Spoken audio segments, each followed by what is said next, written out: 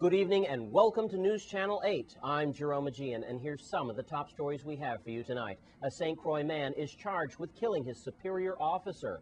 A prisoner is stabbed in Golden Grove. And information on a town meeting you don't want to miss. These stories and more are up next on News Channel 8.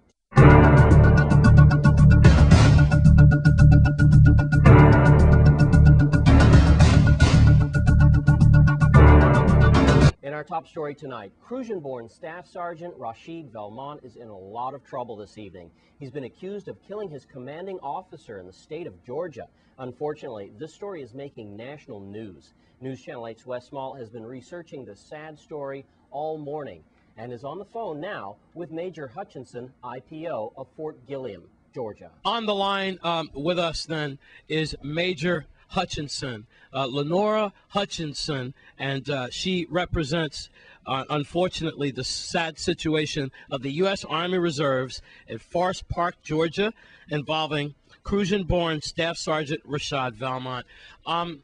Again, Major, our condolences for all of your troops stationed there. What can you tell us right now involving the case, and we all realize that this is under investigation? First of all, I would like to state that on the behalf of the United States Army Reserve Command and the United States Army, we'd like to extend our condolences to the families.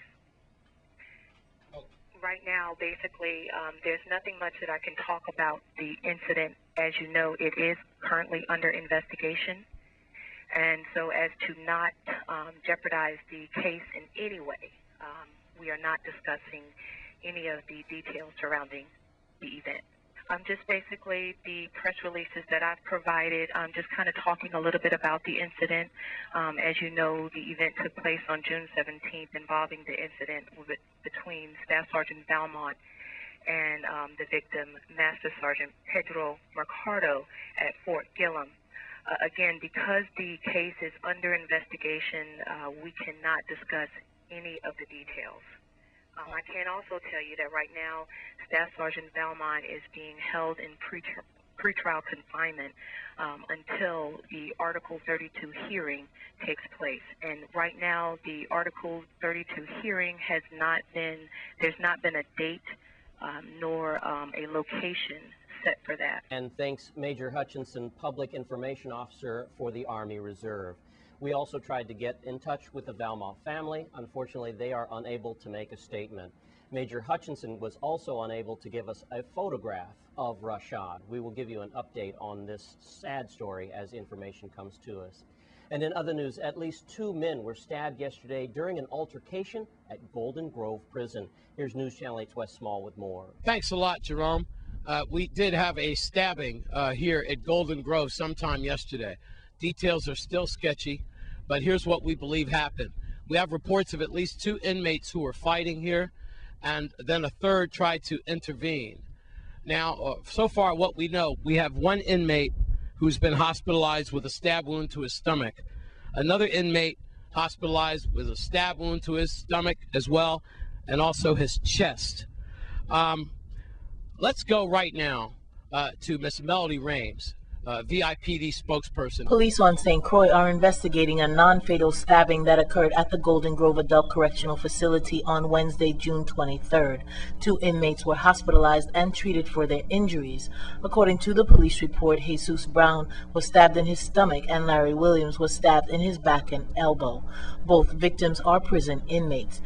The injuries happened during a fight. However, the victims said they could not identify who stabbed them.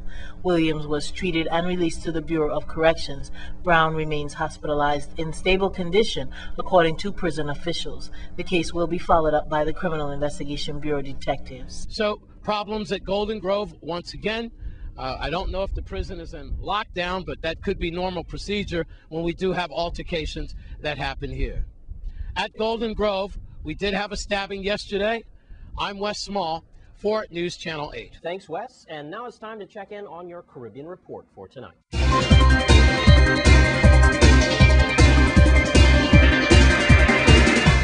Attempts to find a compromise between whaling nations and other opponents at a meeting of the International Whaling Commission in Morocco have collapsed.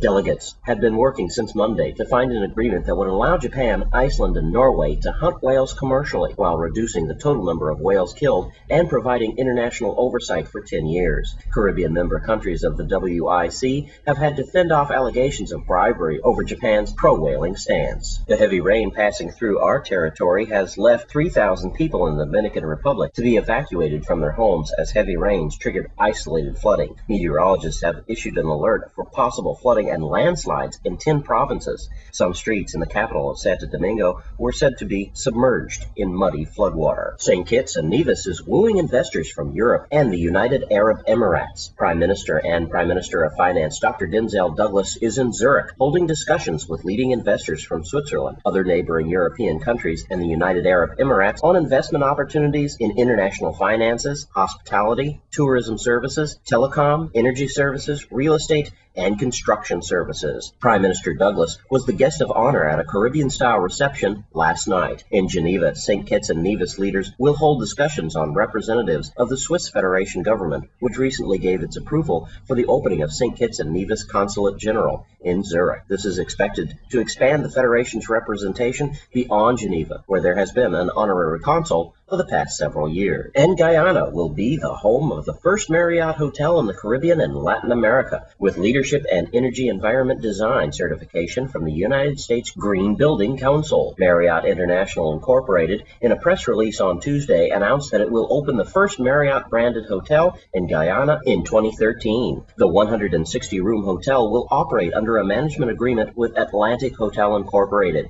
which is currently owned by the government of Guyana as part of a public-private partnership between government and private sector investors. President Bharat Jagdeo, speaking in an announcement, said Guyana is looking forward to the first-class branded hotel operated by Marriott International. This project will be more of an integrated entertainment complex, ideally located at the corner of the Atlantic Ocean and the Damara River.